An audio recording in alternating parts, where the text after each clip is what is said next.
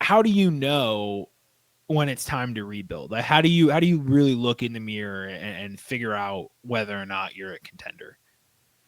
Well, it's challenging because doing a rebuild, like, you shouldn't. And I've definitely made this mistake before, especially my early dynasty days.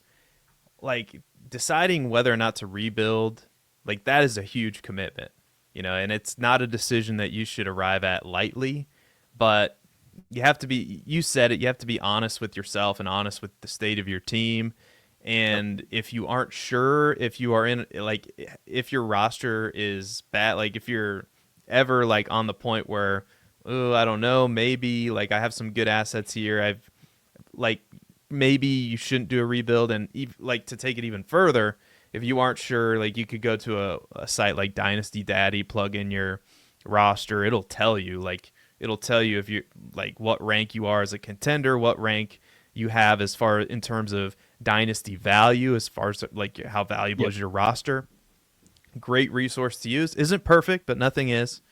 So it's you have to really think hard about, okay, should I rebuild? But if you decide, like, if you get to a point where you're like, okay, I need to rebuild, these are the symptoms of a rebuild.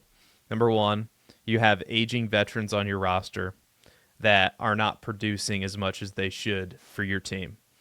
Number two, the rookies that you picked aren't, like, maybe they need some time to hit, but, let's say you drafted Roma Dunze, who's been up and Yep. down, right? It's a nice asset to have, but Jonathan Caleb Brooks. Williams, Jonathan Brooks, like, maybe your rookies didn't hit. Maybe, like, the value on your roster didn't hit. So maybe you have some nice pieces, but they're just not producing right now. So there are different types of rebuild. Hopefully you don't have a bunch, like, the worst case scenario rebuild is I have all veterans on my team Yep. where their value's depressed and they're not worth much. I can't really get much for them. So you're trying to scrape together a bunch of second round rookie picks, third round rookie picks, fourth round rookie picks. Maybe if you can get some of these guys off your roster, hopefully you didn't wait too long. And that's the trick, is you don't want to wait too long to move off of some of these guys. And this is where we preach, be an active owner, get out Right. ahead of player values. All this stuff can prevent these sorts of things from happening. But the symptoms of a rebuild are not complicated, right? Aging veterans that aren't producing, rookies that aren't hitting, your team's in the cellar, and you're looking to recoup as much value as you can to hopefully reset, so to make yourself a contender next year. And I think that's possible, but it is also possible that it might take a couple of years if Mhm. your team's full of those aging veterans that we talked about.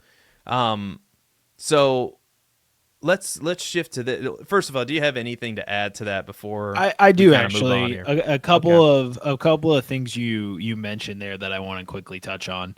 So first thing you said is that there are multiple kind. There's not just one type of rebuild, and I think that's very important. So quickly I'll shift away and bring it right back. I think you can kind of simplify the symptoms of a rebuild and not even talk about, player archetypes. You can simply look across your league, and for a 12 team league, if you right now, any given week in the season, if you scroll past starting lineups, check the different matchups, if you look at different teams and you can't tell yourself, that you could beat without a doubt 9 out of 12 teams out of any given week, maybe 8 out of 12 teams, depending on, the context of your situation, you might be looking at a rebuild. There's obviously a lot of context that can play into that, maybe. But if you're healthy and other teams are healthy and you don't think you're a top 4 team, you have to really, like, say, maybe I can beat these teams and get into the top 4. It's gonna be tough. It's not impossible. Top 4 is really good. Injuries can happen, but at this point in the season, we're over halfway. If you can't tell yourself you're a top 4 team, you're probably not a contender. It can swing, luck can swing anyway, and that's all That all comes down to the individual manager and their risk tolerance.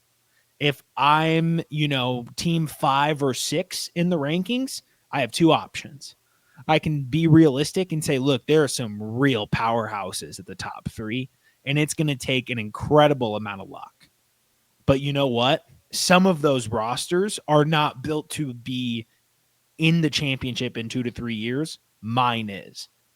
So let me take, you don't have a player for this example off the top of my head, but let me take this player, get Alvin some Kamara, value. Alvin somebody Kamara. like that. Yep. Let me get some value on Alvin Kamara and play a little bit of a longer game. There are soft resets and full resets where maybe I'm pivoting off a couple of players that could have value going forward but are riskier assets versus look, I am bottom 4, I really got to start punting this.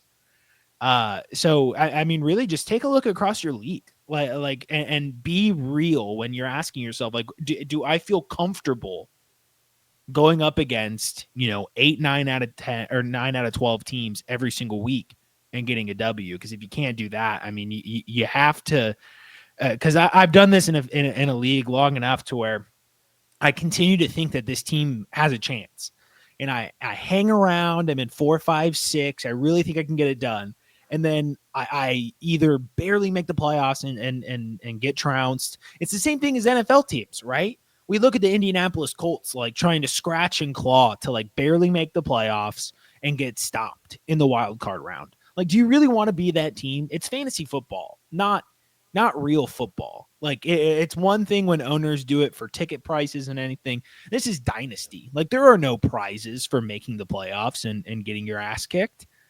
So it really can all be sound by just be real, but know that it's okay to be in the playoff picture here and decide to sell to a greedy team that maybe is a little old. Yeah, and I would just add on to that. I would just say like it's possible that you could be a 5 or 6 seed and really like your team. Like I'll push back a little Oh bit. no, Like no, absolutely. That's yeah, why I said you don't yeah, have. Like I'm not saying you have to do it yeah, if you're a 5 or 6 seed. There are plenty of situations, whether it be coming back from injury, offenses forming, rookies coming into the league. There's so yeah, much context, but there are situations too where you can look at a team that's 5 or 6 and just be like, look, this team is not winning at all. Like we've yeah. done And really that well, but yeah, like maybe J.K. Dobbins is your RB1, and it's like, okay, how long is this magic carpet yeah. ride gonna I'm last?